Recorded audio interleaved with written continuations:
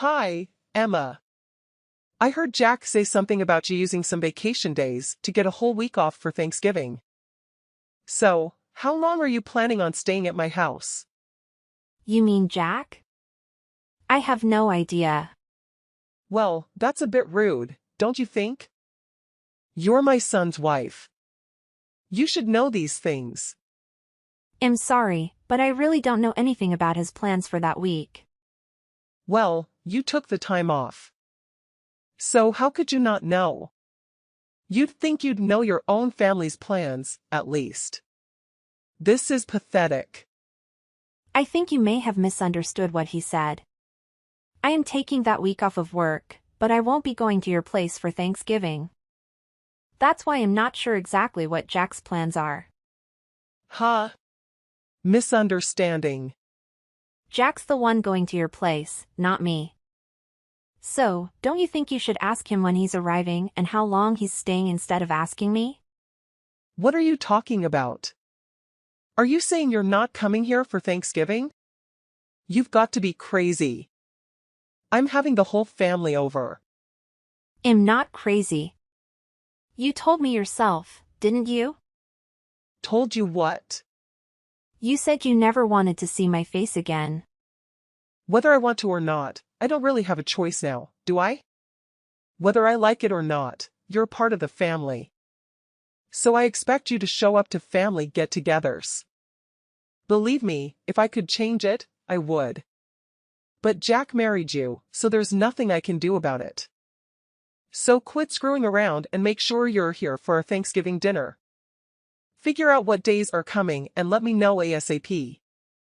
I need to give the rest of the family a firm time and date.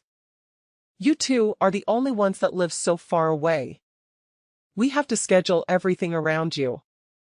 Frankly, I'm getting sick. Sick of it. And I know it's because of you that Jack moved so far away. Jack and I made that decision together, so don't say it was because of me. And anyway, every time I go to your house, you just make me do all the cooking and all the cleaning. I can't relax when I'm over there. It's like you won't even allow it. I can't believe you just said that to me. You're my daughter-in-law. That's your job. You're supposed to make life easier for me when you're around. I have no idea what Jack sees in you. It's still a mystery as to why he decided to marry you. You're so selfish and lazy. It's not like I make you do that every day. You're complaining about helping your own mother-in-law a few times a year. You're useless. I'm sorry you feel that way. Emma, I can't believe you don't know this already. But I guess I'll have to tell you myself. When you marry a man, you're not supposed to just make his life better. You're supposed to make life for his parents better too. So obviously, that includes me. That's your job. That's any wife's job. I've never heard that before. Is that how they did things in the old country before your family moved to America? Huh? Old country? What are you talking about? My parents were born and raised here. And so was I. So is that an old custom from your country that your grandma taught you or something? How dare you? You're being so rude to me. You're a horrible person. I can't believe people like you exist. You talk like this, yet you won't even give my son a boy of his own. The family name is going to die with him all because of you. Yeah, I know. You've told me that many times before. And you say it to me as if I can control the gender of my children before they're born. Say whatever you want, but I won't be going to your house for Thanksgiving. Jack will be going without me. Jack's okay with it too. In fact, it was his idea. Jack wouldn't say anything like that. He knows it's your job to help me out.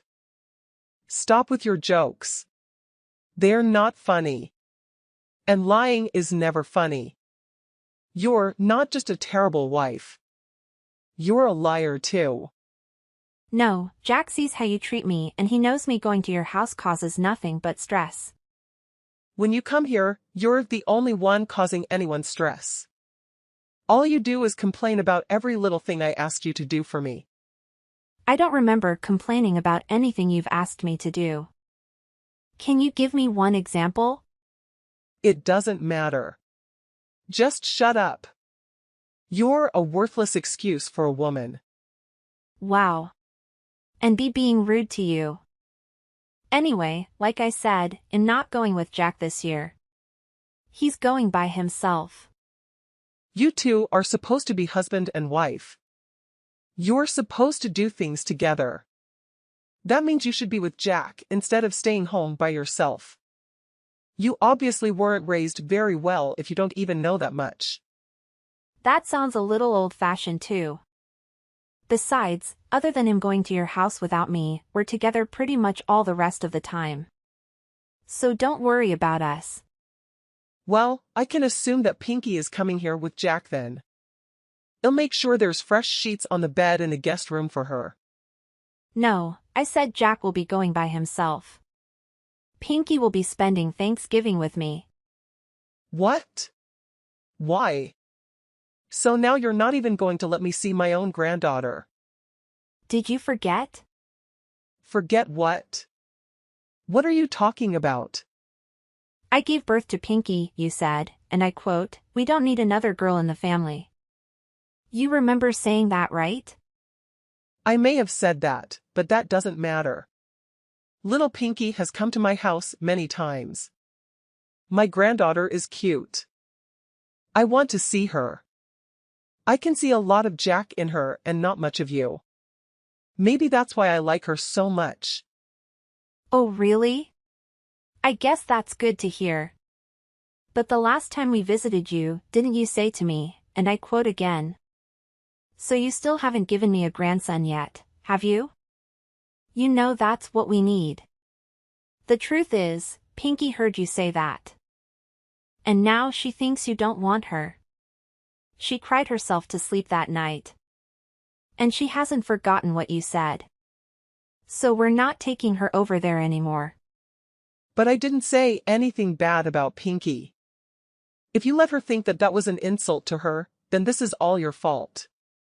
You're a bad mother. I didn't insult Pinky. You didn't say anything bad about Pinky. But she knows you want a grandson, and she knows she's not a boy. She's young, but she's old enough to put two and two together. Maybe you should be more considerate when you open your mouth in front of everyone. Yeah. Look, he'll apologize to her when she comes here. So make sure you and Pinky both come here with Jack for Thanksgiving. No. Pinky and I won't be going there this year. Pinky and I are going to be spending Thanksgiving with my parents and my family. You've got to be kidding me. You're my oldest boy's wife, for Pete's sake. If you're not here, who's gonna prepare the Thanksgiving meal for everyone? See? You expect me to do it all instead of sharing the work amongst the whole family. If you don't want to have the whole family help, well, you're hosting the party, so don't you think you should be the one preparing the meal? But the whole family is going to be here. My job is to entertain everyone while they're here. I can't be slaving away in the kitchen out of everyone's. But you expect me to? That's not the point. I can't do all this myself. Why can't everyone help? Or get everyone to bring something so you'll only have to make the turkey? I can't make my guests bring food. Why not? Are they guests or family? Don't get smart with me. It's your job to do all this. What you're saying doesn't make any sense. You don't want your guests or your family to do any work. Yet you want me to do it all. So if I went to your house, you're saying I wouldn't count as a guest nor as a family member? That's not what I'm saying at all. As my eldest son's wife, it's your job. I've never heard that before in my life. And if hosting a Thanksgiving dinner is too much work for you, and you don't want to share the work amongst everyone, then why don't you just get it catered? I'm not doing that. Do you know how expensive catering would be on a holiday? And besides, having the family come to my house and everyone eating a nice home-cooked meal is a family tradition. So if you want to be part of this family, make sure you're here to do your job. You have to remember, we're not like your family. We're not poor. We expect a certain level of sophistication. So now you're implying that your family has more money than mine? I don't know why you think my family is poor. And again, this isn't making any sense. Let me get this straight. Your family's not poor. You're implying you have lots of money. And yet you don't want to pay for catering because it's expensive. Okay. Shut up. And I don't know why you think my family's poor. This year we're all going to West Palm Beach for Thanksgiving weekend. We've booked the whole family in a nice hotel, and we're having the grand Thanksgiving feast at a beautiful restaurant. We'll be having amazing food, and none of us will have to lift a finger. Everyone is going to be relaxing the entire weekend. My brother and sister are also going to be there with their family. And nobody will have any trouble paying for the little trip. In fact, they'll be paying for my parents' entire weekend. They offered to pay but wanted it to be my treat because of all they do for Pinky and me. What? I can't believe this. You are talking your parents on a vacation? You've never done anything nice for me. But you just don't get it. Huh? I thought he did road construction or something. I figured he was one of those guys who stood on the road and held the slow sign. What? LOL, no, not at all. And I think you'd be surprised how much guys like that make anyway. You really don't know much about working at all, do you? Maybe because you've never worked a day in your life. I don't really know what you're getting at here. Whatever. The point is, you don't need to be worrying about my family. They aren't in need of any money. And as for me, I'm doing just fine financially as well. Much better than Jack, too. So if I want to take my parents on a trip, Jack can't say anything about it. He knows that, and he's fine with it. Besides, this little trip I'm taking with Pinky and my family is just a drop in the bucket. So don't worry about us. In fact, I'm thinking about taking my parents to the Caribbean in the winter. Emma. I'm so sorry. It seems I was wrong about you. Let's just forget about how I've treated you so far, okay? I didn't know the whole story. You can't blame me for that, can you? Let's make a fresh start. Okay? Let's have a nice long talk about all of this over Thanksgiving. How does that sound? What? That's impossible. I have plans already. I told you that. And I don't like how you can flip-flop and do a complete 180 like that. What do you mean by that? Look, we already have everything booked. And since we booked it as a group, if I was to cancel and go to your place instead, I wouldn't get my money back because the rest of the group would still be going. I'm not wasting my time, my money, or my vacation days to go to your place. It doesn't have to be Thanksgiving weekend. We can get together a different time. You said yourself you do remote work. So you can come here anytime you like, right? You can do your work here and I can see my granddaughter. It's a win-win. I'm sorry, but you live in the middle of nowhere. Your internet would be too slow for me to get any work done. And that's not even taking into consideration any data caps you might have. Not to mention the fact that I doubt you would give me any time to get any of my actual work done. Going to your place has too many variables I can't risk. Too many variables? What does that even mean? Whatever, it doesn't matter. If you don't want to come here, how about we join you in Palm Beach? Let's enjoy Thanksgiving together. Huh? What about the rest of your family? And why would you want to spend Thanksgiving with my family? It's okay. I don't have to have Thanksgiving at my house every year. If I canceled this one time, I don't think anyone would mind. I think it's best if my husband and I spend time with you and Pinky this year. I thought you said having Thanksgiving at your house was a tradition. Every now and then is good to try something new. Besides, I haven't been to Palm Beach before. It sounds great. If you want to come, I can't really stop you. That's great. Thanks. But you're gonna have to book your own hotel room and you won't be able to join us for dinner. I guess that would be okay. Which hotel are you staying at?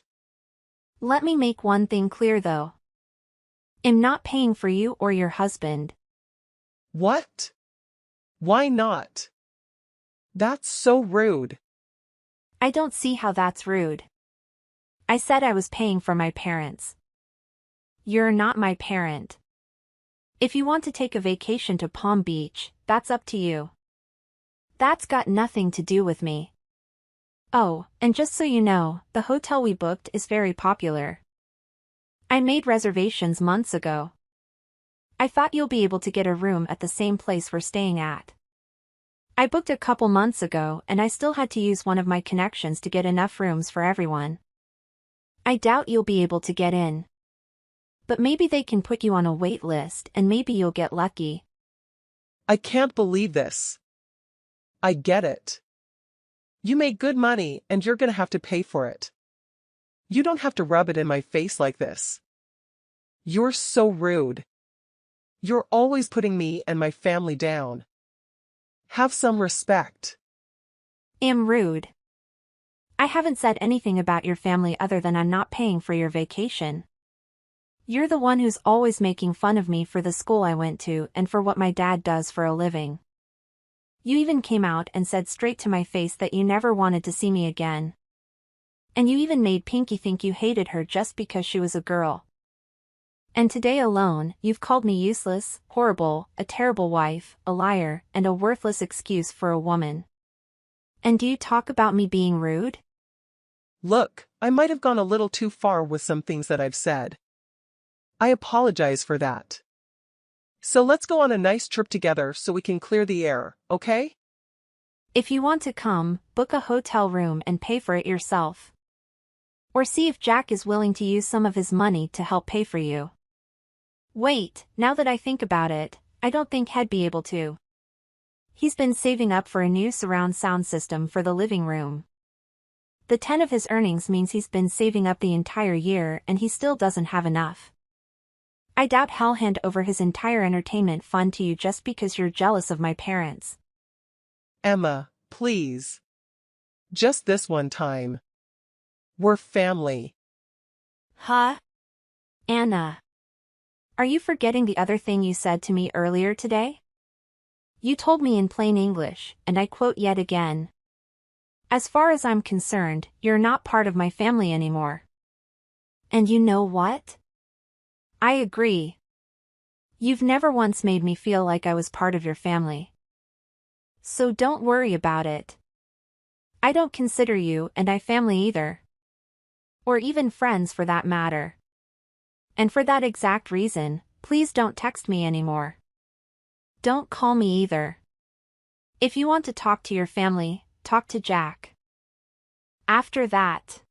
In the end, Emma didn't go to her mother-in-law's house for Thanksgiving. Instead, she and her daughter, Pinky, had a wonderful time with her side's Thanksgiving vacation in Palm Beach. Anna tried to book a hotel in Palm Beach just out of spite and maybe to attempt to ruin Emma's vacation. But all the good hotels were booked solid. That, and Jack refused to pay even a portion of the cost of the trip for his parents.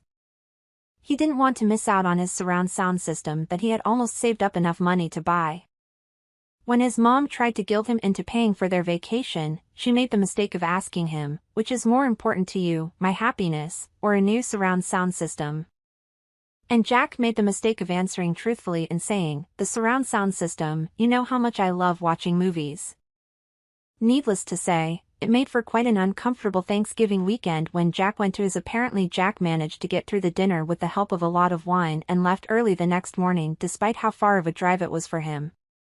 I think Jack and his mom will work things out eventually and she'll forgive him for not treating her to a vacation. But as for Caitlin, to this day, she still has Jack's mom's number blocked on her phone.